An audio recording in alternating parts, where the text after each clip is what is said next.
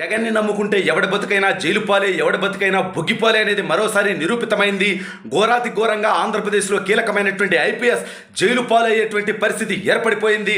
జగన్ని నమ్ముకొని ఇంతకీ ఏం తప్పుడు పని చేస్తే ఆ ఐపీఎస్ జైలు పాలయ్యేటువంటి పరిస్థితి వచ్చింది. మరి ఇప్పుడు జగన్మోహన్ రెడ్డి అతన్ని కాపాడగలడా, లేదంటే అతను జైలు జీవితం గడపాల్సిందేనా అనేది ఈ వీడియోలో వివరించబోయే ముందుగా ఇప్పటివరకు మన ఛానల్ సబ్స్క్రైబ్ చేయని వాళ్ళు ఖచ్చితంగా సబ్స్క్రైబ్ చేయండి, మరో 10 మందితో చేయించండి. ఇక విషయానికి వస్తే జగన్మోహన్ రెడ్డిని గతంలో నమ్మి ఐఏఎస్లు, ఐపీఎస్లు, మంత్రులు, శాసనసభ్యులు, పారిశ్రామికవేత్తలు, అనేక మంది వైసీపీ నాయకులు జైలు పాలయ్యారు. ఇప్పటికీ కోర్టు చుట్టూ తిరుగుతూ ఉన్నారు. ఈసారి తానే ముఖ్యమంత్రిగా ఉండే అనేక 420 డెకాయిట్, దౌర్భాగ్య, దుర్మార్గ, భూ కబ్జా, ఎన్నో దోపిడీ పనులలో వాళ్ళని భాగస్వాములుగా చేసి వాళ్ళ జీవితాలను సర్వనాశనం చేసేటువంటి పని చేస్తూ ఉన్నాడు. అయితే కొంతమంది జగన్మోహన్ రెడ్డికి భక్తులుగా మారిపోయారు. దీని మీద ఆంధ్రజ్యోతి పేపర్ జగన్ భక్త ఐపీఎస్లు అంటూ ఒక ఆర్టికల్ వేయడం జరిగింది. జగన్కి ఊడిగం చేస్తూ, చట్టాన్ని ఉల్లంఘించి తప్పుడు పనులు చేస్తూ ప్రతిపక్ష నేతల్ని ఇబ్బందులు పెడుతున్నటువంటి దౌర్భాగ్యమైనటువంటి నీచుల మీద కొన్ని వ్యాఖ్యానాలు రాయటం జరిగింది.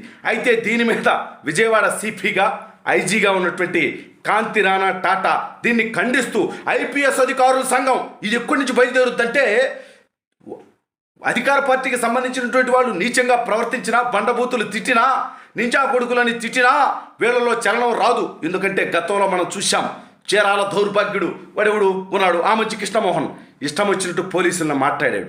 కానీ అప్పుడు చలనం రాదు వీళ్ళలో. అధికార పార్టీ వాళ్ళు వీళ్ళని బండబూతులు తిట్టినా చలనం రాదు.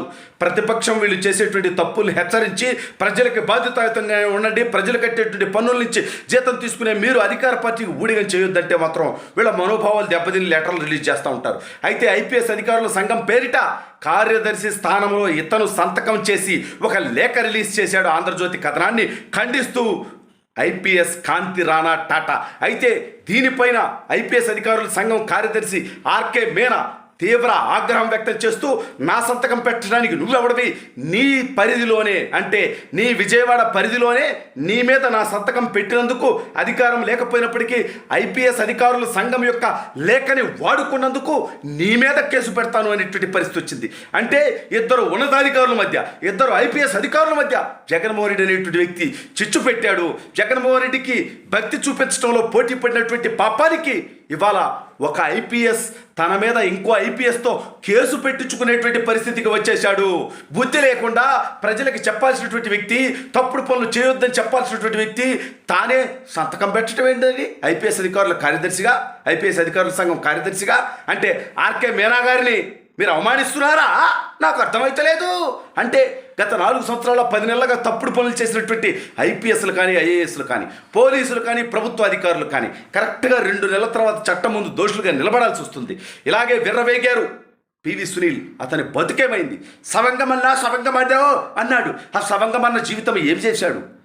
ఎల్వి ప్రసాద్ జీవితాన్ని ఏం చేశాడు? ఎల్వి సుబ్రహ్మణ్యం జీవితాన్ని ఏం చేశాడు జగన్మోహన్ రెడ్డి? మీకు అందరికీ తెలియదా? విజయపాల్ అనేటువంటి వ్యక్తి విర్రవేగాడు. రిటైర్ అయిపోయానే సేఫ్ అనుకుంటున్నాడు. బట్ అతనికో కుటుంబం ఉంటుంది, అతనికో కొడుకుంటాడు, మాబోటి వయసుడు, ఎక్కడో తప్పుడు పనులు చేసి దొరుకుతాడు, ఇబ్బందులు పడతాడు. ఎందుకంటే ఇవన్నీ కూడా చట్టాన్ని అతిక్రమించినటువంటి ఐఏఎస్ అయితే ఎవడ గొప్ప, ఐపీఎస్ అయితే ఎవడ గొప్ప? మనుషులు కాదా మీరు? ప్రజలు కట్టేటువంటి పన్నుల నుంచండి మీరు జీతం తీసుకునేది. అధికార పార్టీకి ఊడిగం చేస్తారా? చట్టాన్ని ఉల్లంఘిస్తారా? థర్డ్ డిగ్రీలు ప్రయోగిస్తారా? అక్రమ కేసులు పెడతారా? సెటిల్మెంట్లు చేస్తారా? దందాలు చేస్తారా? సిగ్గుగా అనిపించట్లా? ప్రజలకి, యువతకి ఆదర్శంగా ఉండాల్సినటువంటి మీ జీవితాలు అధికార పార్టీకి ఊడిగాలు చేసుకుంటూ బతుకుతారా? జగన్ని నమ్మి గతంలో ఉత్తమ ఐఏఎస్గా చంద్రబాబు నాయుడు గారి మీదుగా చేతుల మీదుగా అవార్డు తీసుకున్నటువంటి శ్రీలక్ష్మి జగన్మోహన్ రెడ్డిని నమ్మి జైలు పాలై తన ఆరోగ్యాన్ని పోగొట్టుకున్నది. అనేక మంది ఐఏఎస్ అధికారులు ఇప్పటికీ కోర్టుల చుట్టూ తిరుగుతూ ఉన్నారు. అనేక మంది బతుకులు ఆ విధంగా జగన్మోహన్ రెడ్డి గతంలోని తన తండ్రి అధికారంలో ఉన్నప్పుడే చేస్తుంటే, ఇప్పుడు తాను అధికారంలో ఉన్నప్పుడు చేసేటువంటి తప్పులకు సహకరించేటువంటి వాళ్ళ బతుకులు ఏమవుతాయి? డబ్బు రావచ్చు, మీకు ప్రమోషన్లు రావచ్చు, కులం కోసమో, మతం కోసమో, ప్రలోభాల కోసమో, డబ్బు కోసమో తప్పుడు పనులు చేయొచ్చు మీరు. బట్ మిమ్మల్ని భవిష్యత్తు క్షమించదు, భావి తరాలు క్షమించదు, రాబోయే ప్రభుత్వం మిమ్మల్ని క్షమించదు. ఇవాళ మీరు ఇంకొక సంతకాలు పెట్టుకునేది ఏంటండి? ఏం సిగ్గులేనివారు ఇవాళ? ఆర్కే మీనా గారు నిజాయితీపరుడుగా ఇవాళ దీని మీద చర్యలు తీసుకుంటాను, నీ మీద నీ యొక్క పరిధిలోనే ఏదైతే నువ్వు ఎక్కడైతే జాబ్ చేస్తున్నావో అక్కడే నేను కేసు పెడతానంటే ఎంత పరువు తక్కువ వ్యవహారం ఇది. డిపార్ట్మెంట్లో దయచేసి ఇంత పరువు తక్కువ వ్యవహారాలు మీరు చేసుకోవద్దండి. మా బొట్టి వాళ్ళకి ఒక ఐపీఎస్లు అంటే ఒక ఇన్స్పిరేషన్. చాలా కష్టపడి ఈ స్థాయికి వచ్చి ఉంటారు. వాళ్ళు ఎందుకు ఈ రకంగా రాజకీయ నాయకులకు ఊడిగాలు చేస్తున్నారని చెప్పి మేము బాధపడుతుంటాం. బట్ మా బాధ ఎవడికి కావాలే కానీ బొక్క, మీకు కావాల్సింది డబ్బో, కులమో, మతమో, అధికార పార్టీ అండో రెచ్చిపోతే మనకేమి ఇబ్బంది లేదు అనుకుంటున్నారు. కానీ గతంలో అలా ఉండదు. ఈసారి రెడ్ బుక్ ఒకటి ఉంది. తప్పుడు పనులు చేసినటువంటి వాళ్ళ బతుకులన్నీ రెడ్ బుక్లో ఉన్నాయి. వాళ్ళ మీద చర్యలు తీసుకోబడతాయి. ఎట్టి పరిస్థితుల్లో వాళ్ళని వదిలేటువంటి పరిస్థితి లేదు. ఎప్పటికన్నా ఈ 2 నెలలన్నా సక్రమంగా ప్రజల కోసం పనిచేయండి.